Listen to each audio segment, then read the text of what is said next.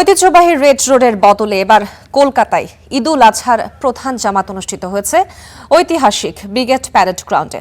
সকাল থেকেই ধর্মপ্রাণ মুসল্লিদের পদচারণায় মুখর হয়ে ওঠে ভিক্টোরিয়া মেমোরিয়াল সংলগ্ন বিস্তীর্ণ ব্রিগেড মাঠ। ধর্মীয় ভাব গাম্ভীর্য, শান্তি ও ভ্রাতৃত্বের আবহে হাজারো মুসল্লির অংশগ্রহণে আদায় করা হয় ঈদের নামাজ।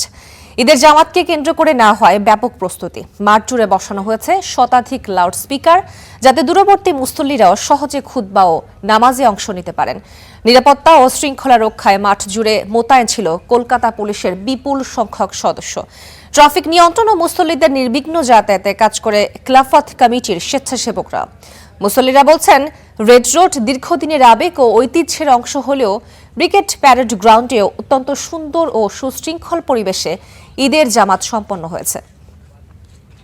এই পরিবেশটা আমার খুব ভালো লেগেছে। রাজ্যের মুখ্যমন্ত্রীকে অসংখ্য ধন্যবাদ জানাচ্ছি, কারণ যে হিসাবে তিনি পদক্ষেপ নিয়েছেন। দর্শক, কলকাতায় ঈদের জামাত ও কোরবানি নিয়ে কথা বলতে সরাসরি যুক্ত হচ্ছি আমরা আমাদের সহকর্মী সুজিত ওয়ারির সঙ্গে। সুজিত, আমাদেরকে জানাবেন, ব্রিগেড গ্রাউন্ড ছাড়া কলকাতার অন্যান্য এলাকা বা পশ্চিমবঙ্গের বিভিন্ন জেলায় ঈদের নামাজ নিয়ে কি ধরনের ব্যবস্থা ছিল, এবং আরো একটি বিষয়, কোথাও ঈদের নামাজ নিয়ে কোনো জটিলতার খবর এসেছে কিনা বা আপনি পেয়েছেন কিনা, বিস্তারিত তথ্য আমাদেরকে জানাবেন। কিছুক্ষণ আগে ঈদের নামাজ হয়েছে। এই যে পবিত্র ঈদের যে নামাজ, সেই নামাজ শেষে সবাই কিন্তু মুসলিম ধর্মাবলম্বী তারা বাড়িতে বেরিয়ে গিয়েছেন এবং তারা নিজ নিজ বাড়িতে গিয়ে তারা কোরবানির যে ব্যবস্থা সেটা কিন্তু করবেন। এবং পাশাপাশি আপনাকে জানিয়ে রাখি, আজকে ঐতিহাসিক ব্রিগেডে একটা ইতিহাস তৈরি হলো। আজকে এবার 2026-এ প্রথমবার কিন্তু এই ব্রিগেড ময়দানে, যেখানে ঐতিহাসিক সমস্ত সভা সমিতি হয়েছে। এর আগে দেখেছিলাম এই মাঠেই কিন্তু সরকার শপথ নিয়েছে, এই মাঠে নরেন্দ্র মোদীর সভা হয়েছে, এই মাঠে গীতা পাঠের অনুষ্ঠান হচ্ছে, এই মাঠে ঈদের অনুষ্ঠান, অর্থাৎ কোথাও সম্প্রীতির বার্তা থাকছে। এই কথাটাই মুসলিম ধর্মাবলম্বীরা বলছেন। কিছুক্ষণ আগে প্রাক্তন মন্ত্রী জাভেদ খান তিনি এসেছিলেন, তিনিও কিন্তু বলছিলেন একদম সম্প্রীতির বার্তার কথা। এবং পাশাপাশি এই যে ব্রিগেড গ্রাউন্ড, সেই ব্রিগেড গ্রাউন্ডে প্রচুর জায়গা রয়েছে। এখানে যদি লক্ষ মানুষের সমাগম হয় সেক্ষেত্রেও কোনো সমস্যা হবে না। কয়েক হাজার মুসলিম ধর্মাবলম্বী যারা মানুষ এসেছিলেন প্রার্থনা করতে, আজকে ঈদের নামাজে এসেছিলেন, তাদের কিন্তু কোনো রকম সমস্যা হয়নি।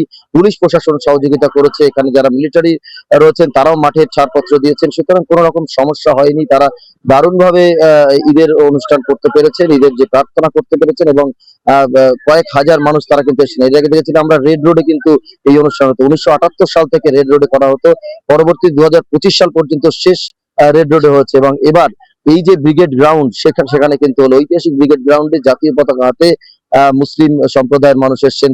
তারও আমরা বক্তব্য নিয়েছি, ভবিষ্যতে আমরা পরবর্তীতে হয়তো দেখাবো স্টার নিউজের যারা দর্শক রয়েছে তাদের, এবং প্রার্থনার সেই সমস্ত ছবি একেবারে সুশৃঙ্খল ভাবে যে প্রার্থনা এবং এখান থেকে যা বার্তা দেওয়া হলো সমস্ত কিছুই আমরা দেখাতে পারবো। এবং এই যে ঐতিহাসিক গ্রাউন্ড, সেই গ্রাউন্ডের কিন্তু মাহাত্ম্য রয়েছে। এখানে কিন্তু সাবেক বাংলাদেশ স্বাধীন হওয়ার পর সাবেক যে প্রধানমন্ত্রী তিনিও কিন্তু এখানে সভা করেছেন, অর্থাৎ এখানে ইতিহাসের দিক থেকে ভারত, বাংলাদেশ এবং বিদেশি ডেলিগেটসরাও এখানে এসেছেন, অর্থাৎ সব দিক থেকে ঐতিহাসিক গুরুত্ব রয়েছে।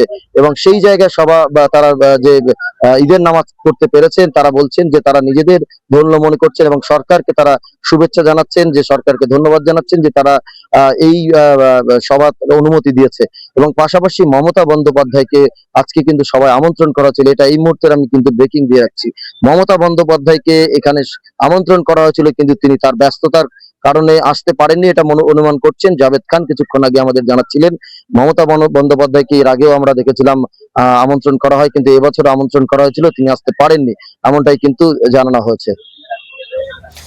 সুজিত, আরো একটি বিষয় জানাবেন যে আসলে কোরবানি নিয়ে বা নামাজ নিয়ে কোনো ধরনের বিশৃঙ্খলা বা কোনো সমস্যা বা জটিলতা তৈরি হয়েছে কিনা, কি তথ্য আছে এই বিষয়ে? দেখুন, আপনাকে জানিয়ে রাখি যে কোরবানি সংক্রান্ত কোনো রকম সমস্যা কিন্তু নেই।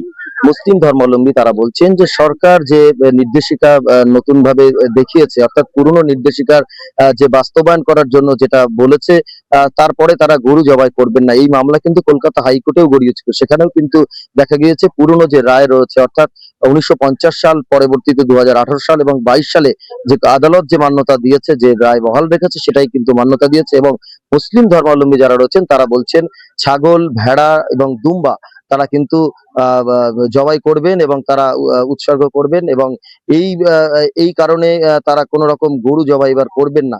কিন্তু এক্ষেত্রে খামারিদের বিশেষ সমস্যা হচ্ছে, সেক্ষেত্রে রাজ্য সরকারের দিকে নজর থাকবে, তারা খামারিদের জন্য কোনো ব্যবস্থা নেয় কিনা। কারণ খামারিরা তারা খুব সমস্যায় পড়েছে, তারা গরু বিক্রি করতে পারছে না, কারণ ঈদের বাজার ধরার জন্যই তারা কিন্তু বসে থাকেন।